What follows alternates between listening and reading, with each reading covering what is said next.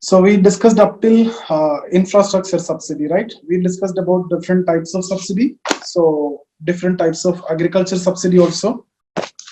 The one we have discussed towards the end was infrastructure subsidy, right? We discussed about warehousing. We have discussed about cold storages. Okay, now just give a heading: a need for agricultural subsidies. Need. Why you need agricultural subsidies? Need for agricultural subsidies. See, first of all, the farmer's income is very low, right? So maximum this is 20,000 per annum is actually the income of farmers in 17 states. Okay, so basically the subsidy is done to supplement the income of farmers. So one of the most important objective of subsidy is actually supplement income of farmers. Second, okay, you can write that to supplement income of farmers. Second point you can write, enable farmers to apply better quality inputs. Better quality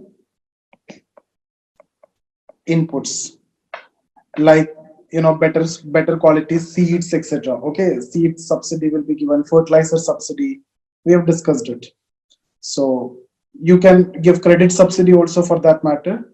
Then thirdly, to ensure food security. In the context of food security also, it is very important, and that is the reason why effectively this MSP is given, right? If you remember, I've told you when we discussed about the chapter of demand and supply, in this particular year, if there is a bumper production, since agricultural products are so much inelastic from demand side as well as supply side, what will happen? The price fluctuation will be so high. So if there is a bumper production, who will lose? The farmers will lose. The price will come down drastically and the farmers will lose. So because of that, farmers will not have any motivation for the next year.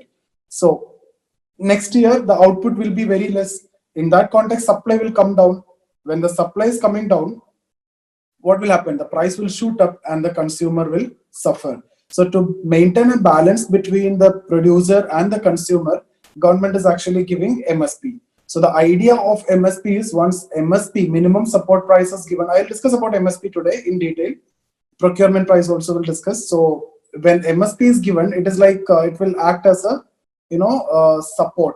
Below that, the prices won't fall, right? So if government is committing or government is making a promise that government will procure unlimited quantity of the commodity at a particular price, then whatever happens to you, farmers don't want to suffer, right? Farmers don't want to worry. So unlimited quantity government will procure at, let's say, 10 rupee.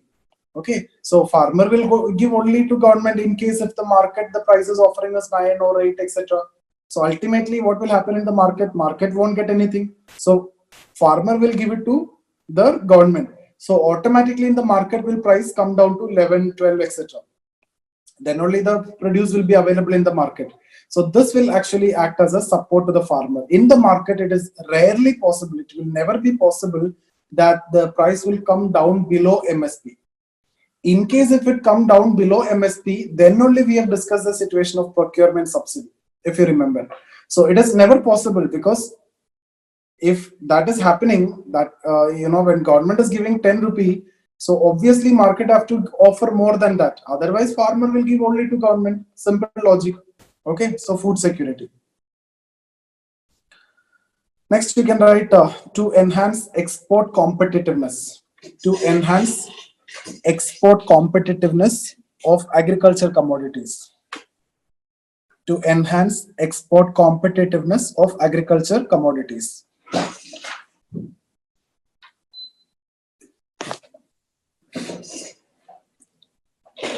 So when you give subsidy, it will actually help the farmers. So there will be incentive and motivation to produce more. That will help in more export, and that will help in gaining more forex.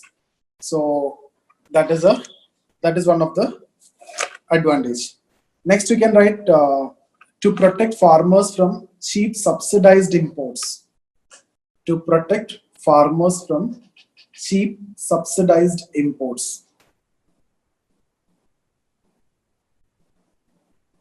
to protect farmers from cheap subsidized imports.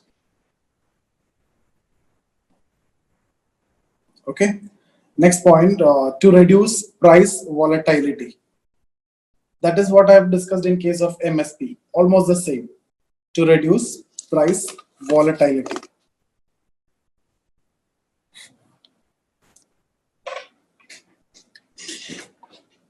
Next one, to regulate cropping pattern. To regulate cropping pattern.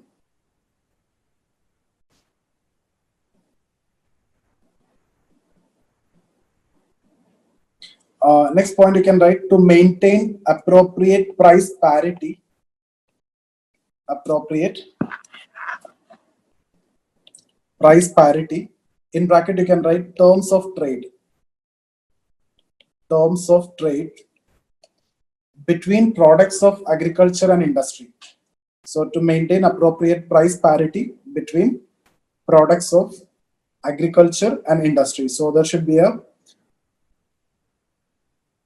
in case of agriculture and industry related products, appropriate price parity has to be maintained. Okay. So overall, what we can say is these are the requirements, these are the needs, why subsidy is required. So in a way, subsidy is actually good. Subsidy is required. We are not having any question about that. We are not having any dispute about that. Subsidy is actually good. It is having a lot of advantages. But the problem is excessive subsidy, right? So it has to be reduced. You can write subsidies are good, but you have to reduce it. So overall conclusion is subsidies are really good. Not really good. Subsidies are good and subsidies are required, but you have to reduce a subsidy. Okay. At least those create distortions, like some of the problems we have discussed yesterday. If you're giving MSP to some of the crops, what will happen? It will affect diversification. It will make the farmer confined to those specific crops which is offered by or which are offered MSP, right? So those issues may lead to some distortions. So those kinds of subsidy has to be eliminated. So just write those subsidies which create distortions may be eliminated. But some of the subsidies are indispensable. So subsidies overall are good. Some of the subsidies are indispensable. Like MSP is indispensable, right? Otherwise, it will affect both farmer as well as consumer.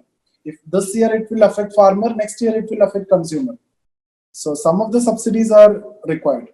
Okay, now you can write a statement that you can write in case your conclusion if the question is asked on subsidy, NIPFP. Just write the statement. Subsidies in India are unduly larger. Subsidies in India are unduly larger, comma, non-transparent, comma, largely input-based,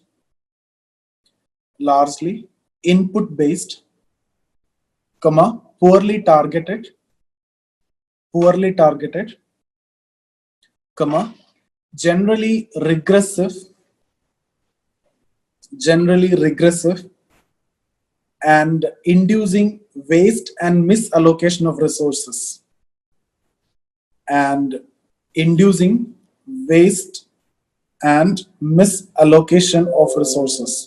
Okay, so when we talk about input-based subsidy, the problem with input-based subsidy is the possibility of misusing it is very much high, right? For example, when we talked about urea, it is an input-based subsidy. So urea, I've told you, it is diversion. Okay, it is diverted for industrial purpose, etc. But if it is output-based subsidy, then this kind of issues will not be there. Then why we have discussed about regressive here? This is National Institute of Public Finance and Policy, NIPFP. Okay, regressive means mostly the rich farmers, rich people will benefit. That is why that word regressive. So subsidies in India are unduly larger, non-transparent, largely input-based, poorly targeted, generally regressive, and inducing waste and misallocation of resources. Okay, now you can go for some suggestions. So write few suggestions. Subsidies should be provided on final output as far as possible. So what we can do, we can avoid that leakages. So subsidies should be provided on final output as far as possible.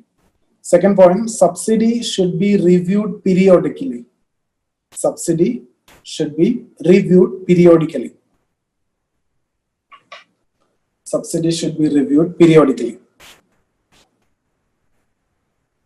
Third one, subsidy should be better targeted. Subsidy should be better targeted by linking them with specific crops, regions,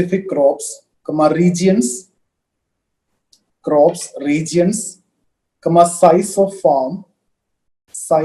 farm, etc.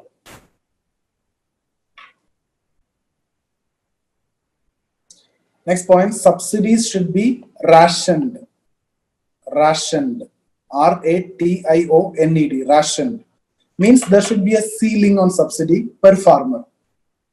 Okay. So that means that regressive nature will go. There should be a ceiling on subsidy for farmer or per farmer. Subsidy should be rationed. Then you can also write common points like use of information communication technology to reduce leakages. Use of information communication technology to reduce leakages.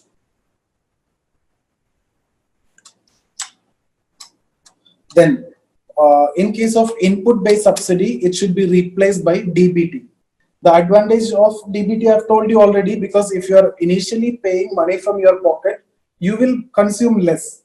So because you need to pay from your pocket and you have to get it reimbursed, right? So the consumption will be less and the wastage will be less. So diversion also will be less compared to the other case. So here it should be, in case of input subsidy, it has to be replaced by DBT. Sir, what's the problem with input-based subsidies? When you are giving input-based subsidy, like for example, you are giving a farmer urea. Okay, so I've told you this urea which is given as a subsidy to farmer. Okay, it will be diverted to industrial purpose. Okay. Like that.